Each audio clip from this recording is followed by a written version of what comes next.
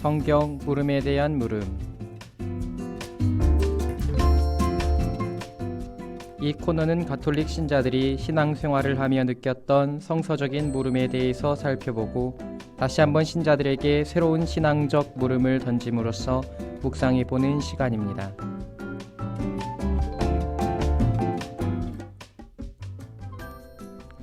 안녕하십니까. 사목국에 있는 정규현 시몬 신부입니다. 오프닝 멘트에서 축일에 대한 이야기를 하셨는데, 제가 본당에서 나온 지 5년이 다 돼 가는데요. 과한 관심과 주목, 그리고 별로 열심히 잘 살고 있지 않은데 어떤 특별한 칭찬들을 받는 게 굉장히 부담스럽고 어려워요. 특히나 이런 축일들, 이런 날들은 더욱더 그러한데, 본당 떠나고 나서는 그래도 조금 덜 했는데, 올해는 유난히 축하해 준다고 말씀해 주시는 분들이 많은 것 같습니다. 그래서 굉장히 부담스럽고 그러네요. 아무튼 방금도 축하해 주신 방송국 분들께 감사드리고요. 지난주까지 말씀 봉사자들이 와서 함께 이야기를 나누었어요. 그에 대한 이야기를 조금 정리를 해드리려고 합니다. 그 전에 지금 이번 가을 개편이 시작돼서 신부님들이 막 바뀌고 있는데 저만 지금 계속 합니다. 특별한 사정으로 인해서 조금은 청취자 여러분들이 지겨우실 수도 있겠지만 아주 조금은 제가 해야 될 듯 합니다. 그래서 그렇게 되었다라는 말씀을 미리 말씀을 드리면서 말씀 봉사님들과 함께 했었던 시간들에 대한 이야기를 잠깐 하려고 해요. 지난주에 새로 나는 성경 봉사자회 말씀 봉사자님들과 인터뷰 형식으로 말씀 봉사자라는 직무에 대해서 물음과 답을 이렇게 주고받았는데, 제가 준비했었던 물음들은 꽤 있었지만 다 못했어요. 시간 관계상. 마지막 질문이 이것이었거든요. 다른 누군가에게 이 말씀 봉사자로서의 직무를 초대할 수 있는 그런 이야기들을 해줬으면 좋겠다라는 그런 말이었는데, 그걸 미처 다 하지 못한 채 끝 마치게 되었어요. 그래서 그에 대한 이야기를 좀 하려고 해요. 교회 내에 봉사자들이 굉장히 많죠. 죄송합니다. 교회 내에 봉사자들이 굉장히 많은데, 저는 봉사 직무를 하고 계신 분들을 보면 정말로 대단하다라는 생각을 해요. 제 동창 신부님 중에 한 분은 이런 이야기도 했어요. 교회 내에서 봉사하고 계신 분들에게 정말로 큰절이라도 하고 싶을 정도로 감사한 마음을 갖는다라는 말씀을 제가 들은 적이 있습니다. 그만큼 무엇 하나 본인에게 득이 되는 게 없음에도 불구하고 하느님을 위해서, 하느님의 공동체와 교회 공동체를 위해서 나의 시간이든 내가 가지고 있는 많은 재능들을 기꺼이 내어주시고, 그리고 가만히 보면 한가하거나 일이 없으신 분들이 아니더라고요. 늘 바쁘고 힘들고 자기 시간에 쫓기면서도 하느님의 일을 하기 위해서 절절히 노력하고 계신 분들을 보면 정말로 대단하다라는 생각들을 갖죠. 근데 말씀 봉사자님들도 역시 마찬가지입니다. 교회 내 봉사자들 가운데에서 사목국에서 운영하고 있는 이 말씀 봉사자들은 아주 오랜 시간 동안에 정말로 힘들게 양성을 받습니다. 지금 현재 시스템으로는 기본적으로 6년 정도가 걸리고요. 굉장히 오랜 시간 양성을 받아서 그 양성 받은 것을 토대로 각각의 본당으로 파견을 받게 돼요. 그래서 본당 신부님들이 원하신다면 어느 본당이든 파견이 되어져서 말씀을 선포하고 말씀을 알려주고 어떻게 하느님과 가까이 지낼 수 있을지, 이 성경과 친숙하게 신자들이 다가설 수 있도록 이 말씀에 대한 이야기를 하는 그런 분들이 말씀 봉사자들입니다.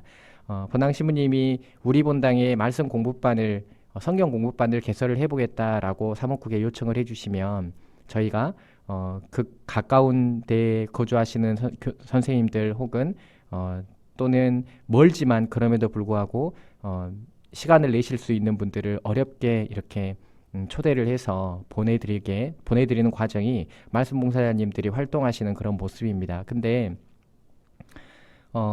가만히 보면 이게 성경이라는 게 그래요. 하느님 말씀이라는 것이 정체되어 있다 보면 또 고민하고 묵상하지 않다 보면 정말로 책에 있는 틀에 박혀 있는 그런 이야기들을 할 수밖에 없게 됩니다. 그래서 끊임없이 재교육을 받고 재양성을 받고 계속해서 말씀에 대한 공부를 할 수밖에 없도록 사목국에서는 그렇게 말씀 봉사자님들을 이미 양성을 끝나신 봉사자님들임에도 불구하고 끊임없이 재양성을 하게 되는 거죠. 그래서 엄청나게 많은 시간, 엄청나게 많은 노력, 굉장히 고되고 힘든 희생들이 그 안에 포함될 수밖에 없는 분들이 바로 말씀 봉사자님들이에요. 그래서 어떤 재미를 찾을까, 어떤 즐거움을 찾을까, 그것을 늘 사람들에게 알려주고 싶었고, 이 봉사를 함으로 인해서 이 말씀 봉사자를 하고 하느님 말씀 안에 침잠되어 있음으로 인해서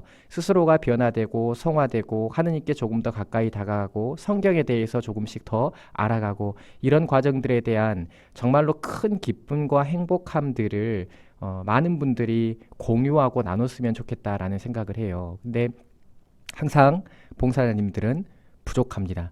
늘 부족해서 그만큼 어렵고 힘들기 때문에 봉사자님들이 늘 부족하고요. 그렇기 때문에 저희들도 너무 어려워서 쉽게 말씀 봉사자 함께 해보자라고 권유도 할 수 없는 그런 실정이 지금 현재 말씀 봉사자님들이라고 할 수가 있어요. 그래서 이렇게 제가 방송 때 이야기를 한다고 해서 뭐 얼마나 많은 분들이 제가 한번 해보겠습니다라고 생각을 하실지는 잘 모르겠지만 혹시나 마음이 있다면 시간은 없고 지금 내가 좀 능력이 없는 것 같다라고 생각이 들지라도 마음이 조금이라도 있다면 함께 이 말씀을 나누고 말씀을 가르치고 함께 고민하고 이런 길에 같이 걸어갔으면 좋겠다라는 말씀을 드리고 싶어요. 그 말씀을 성경을 함께 고민하고 나누고 가르친다라는 것이 얼마나 행복한 일인가라는 것을 그동안의 봉사자님들을 보시면서 조금씩 느끼셨을 거라고 생각을 해요. 그렇게 혹시 관심이 있으시다면 언제든지 교우청 사목국으로 연락을 하시고 말씀 봉사자를 할 수 있는 방법에 대해서 이야기를 나누고 그렇게 양성을 받으셨으면 좋겠다라는 말씀을 드리고 싶습니다. 아무튼 함께 하신 모든 봉사자님들께 감사드리고요. 이제껏 해오셨던 방송 같이 함께 하셨던 봉사자님들 또 지금 말씀 봉사를 하고 계신 모든 분들께 감사를 드리고 우리가 더 성경에 관심을 가지고 성경 가운데에서 살아갈 수 있기를 희망하는 그런 신앙의 기쁨들을 맛봤으면 좋겠다라는 말씀을 드리면서 오늘 주제를 이야기를 하겠습니다. 제가 사실 방송에 대해서 어떤 분하고 잠깐 대화를 나누는데 저한테 그런 얘기를 하더라고요. 아니 신부님, 방송이라는 건 원래 뭐 차에서 듣든 어디에서 듣든 좀 쉽게 들으려고 듣는 건데 너무 어려워요. 저한테 그 얘기를 하더라고요.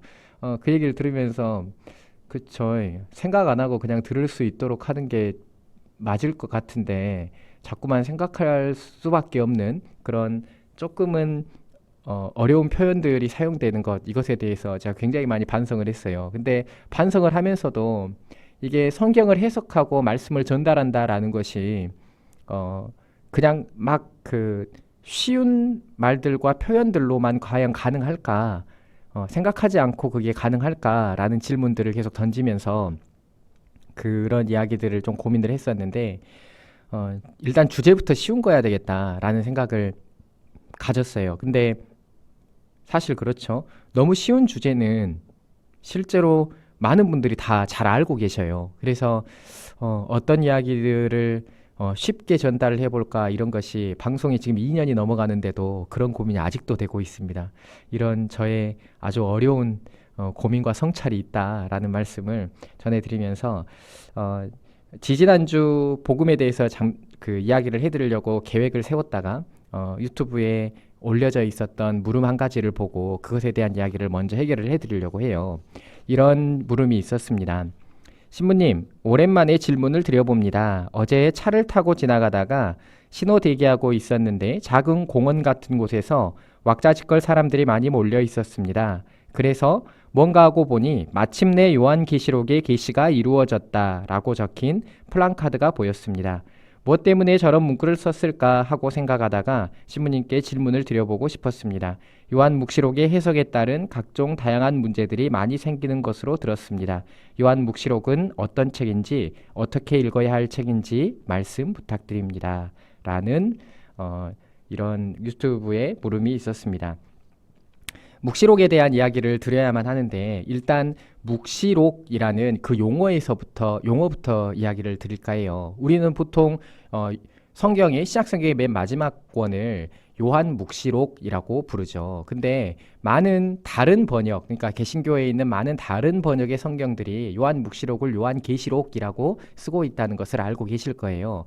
이 묵시와 계시가 어떤 차이가 있고 어떤 말을 번역했기에 이게 묵시록과 계시록이 되는가, 무엇이 둘 중에 맞는가, 이것에 대한 것을 먼저 해결을 해드리겠습니다. 이게 어떤 게 있냐면 묵시라고 부르는 것은 하나의 문학 장르를 이야기를 하는 거예요. 그러니까 우리는 보통 묵시록, 구약 성경의 한 권의 책, 그리고 다니엘서라는 한 권의 책, 신약 성경의 요한묵시록이라는 그 한 권의 책이 묵시록 혹은 묵시문학이라고 부르는 책들이다라고 말씀을 드릴 수 있어요. 이 묵시록, 묵시문학이라고 부르는 것이 어떤 것들이냐면, 이따가 제가 그 전체적인 특징이나 이 묵시문학이 가지고 있는 요소들에 대해서 이야기를 할 건데, 구약의 굉장히 후반부, 그러니까 뭐 이스라엘 역사를 다 되짚어 드릴 수는 없지만 이스라엘 민족들이 멸망을 경험했다가 자기네 땅으로 다시 돌아왔다가 자기네 땅으로 돌아왔지만 나라를 건국하지 못하는 그런 상황들을 맞이하고 있다가 잠깐 나라가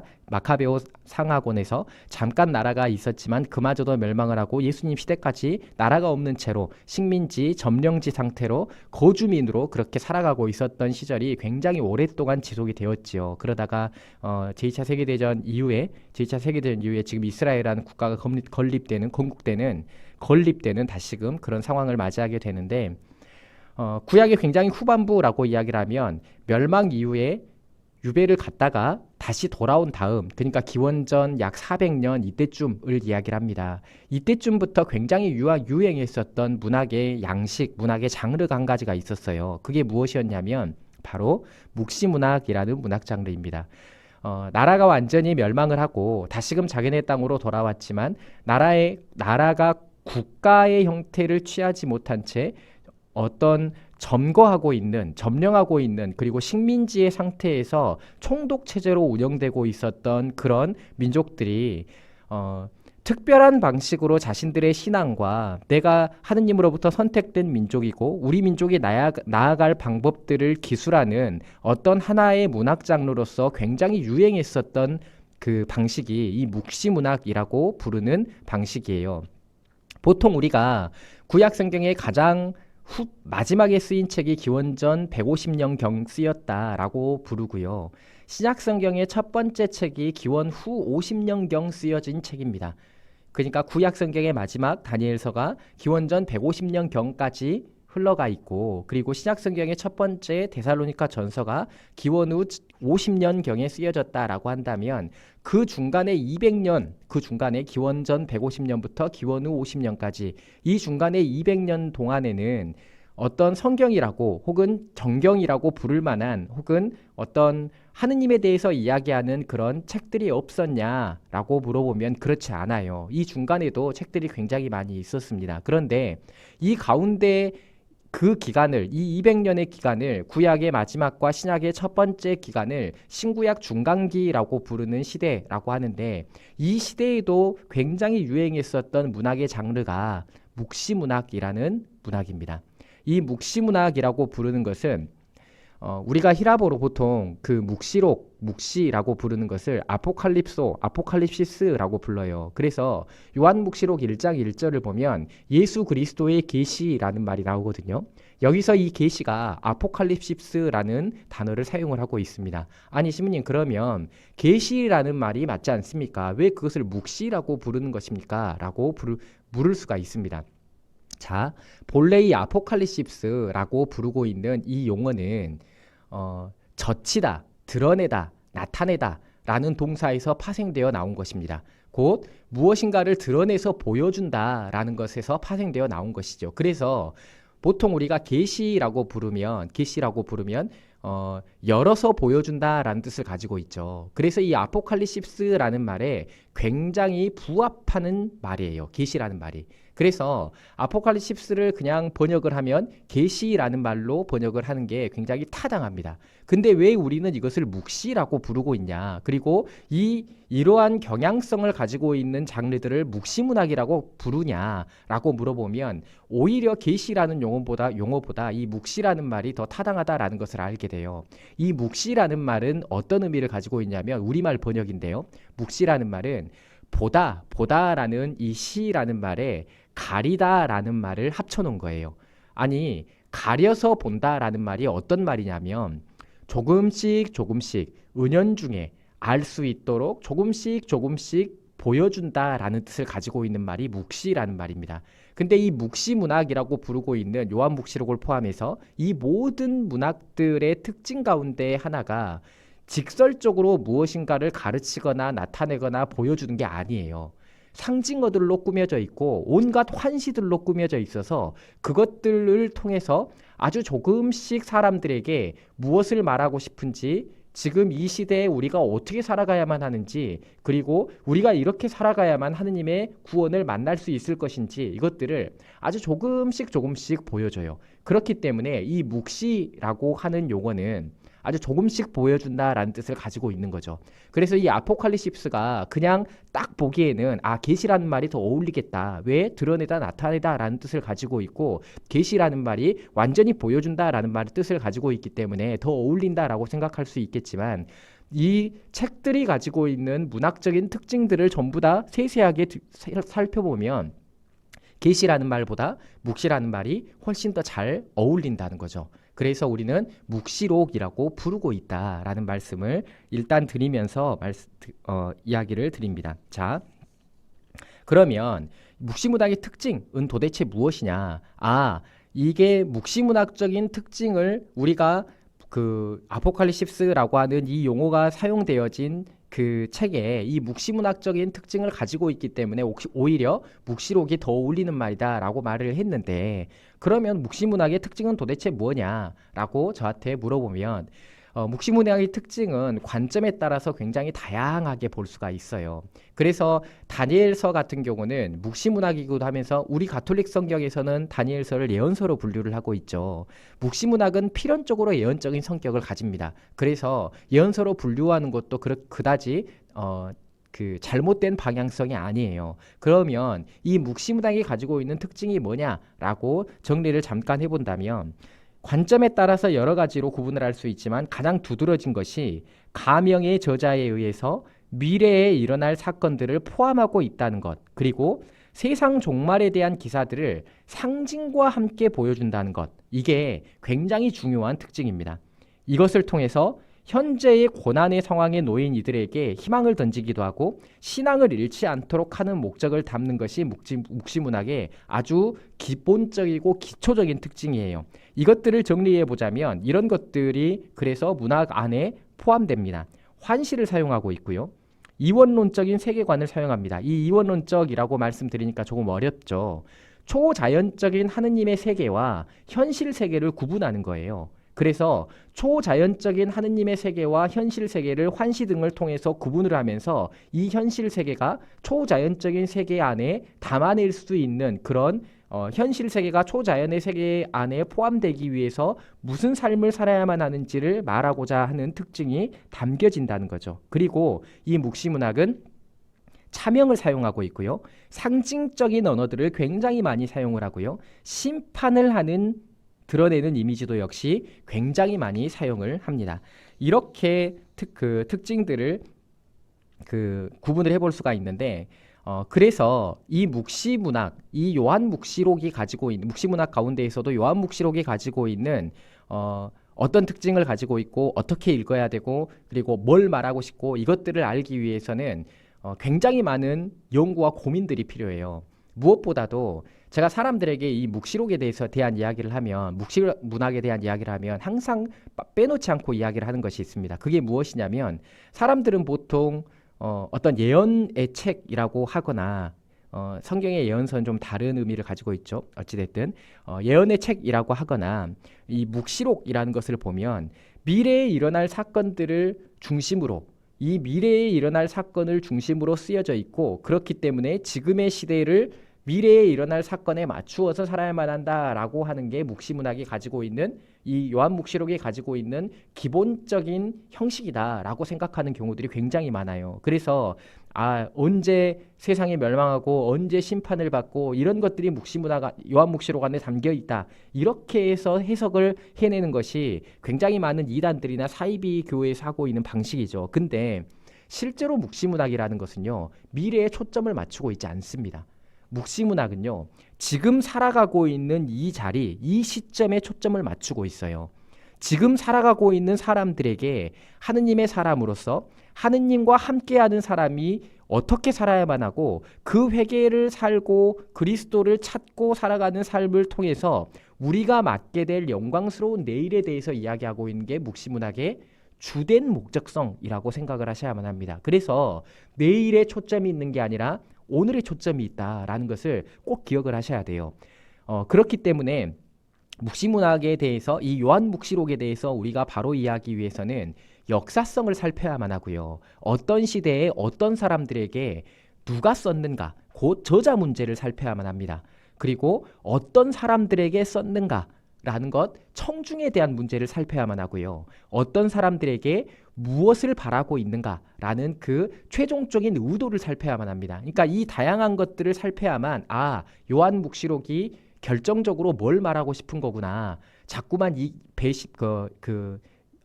하느님을 모른다고 돌아서고 배교를 하고 자꾸만 하느님의 길에서 지금 내 삶의 어려움 때문에 하느님의 길에서 벗어난 사람들에게 그렇게 살아가는 사람들에게 하느님께서 하실 그 심판이나 하느님께서 직접 보여주실 어떤 그들이 구원에서 멀어져 있음 이것들을 지적하고 그들이 다시금 하느님께 돌아와서 그리스도를 하느님의 아들로 고백하고 다시금 하느님의 사람으로 살아갔을 때 받게 될 그 아주 놀라운 영광에 대해서 이야기를 하는 게 요한묵시록이 가지고 있는 굉장히 중요한 줄기이고 지점이라는 거죠. 그래서 읽어보시면 그동안 은총을 많이 받았다라고 생각하는 교회 공동체에 대한 그런 지적들, 이런 지적들이 나오게 돼요. 근데 이 지적들을 할 때 엄청나게 많은 상징어들이 사용되죠.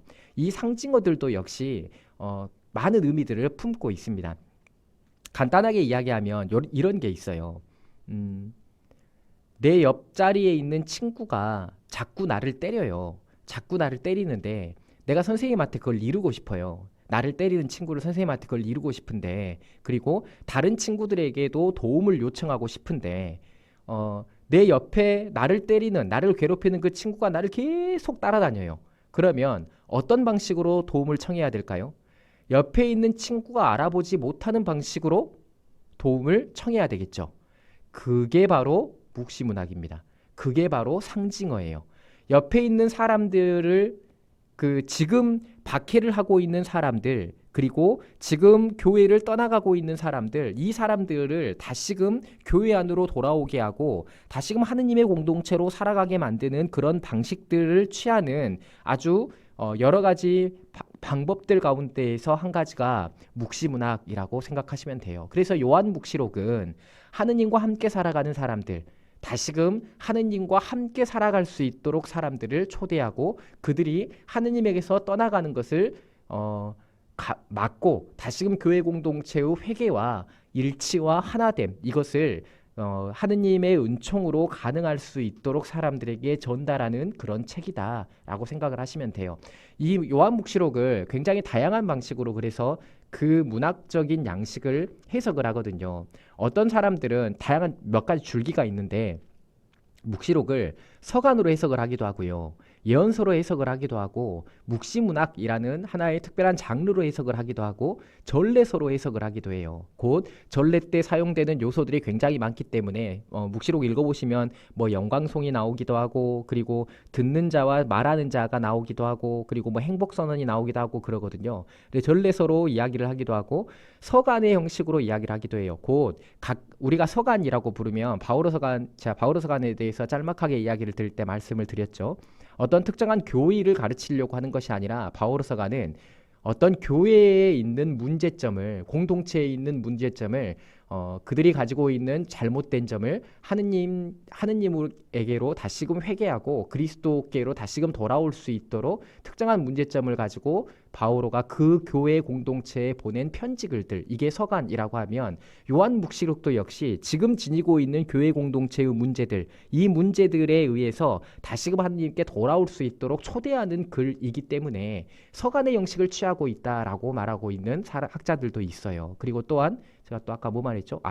예언서. 예언적인 요소도 굉장히 많이 포함을 하고 있습니다. 실제로 예언이라고 이야기를 하면 우리는 구약 성경, 이게 좀 길어지고 어려워지니까 예언적인 요소가 많이 포함되어져 있다, 이 정도만 알아두시면 되고, 그렇게 요한묵시록을 해석하고 이야기를 하지만 우리가 보통 묵시록을 읽을 때 꼭 기억하고 알아두셔야만 할 것은, 다른 어려운 것들은 집어치우더라도 이게 지금을 살아가고 있는, 그리고 그 시대를 살아가고 있었던 그 사람들을 향한 이야기들이다. 그리고 이 이야기들은 결국에 이 이야기들이 지향하고 이 이야기들이 펼치고 있는 것은 교회 공동체 안에서 하느님을 굳건하게 신뢰하고 그리스도를 하느님의 아들로 받아들이며 예수 그리스도의 삶과 죽음을 우리의 삶으로 받아들이는 그 신앙적인 삶을 살아갈 수 있기를 바라는 마음으로 쓰여진 책이고, 그리고 이 책이 우리가 어떻게 하면 더 하느님을 꽉 붙들고 살 수 있을까, 이것들을 희망하며 하느님에 대해서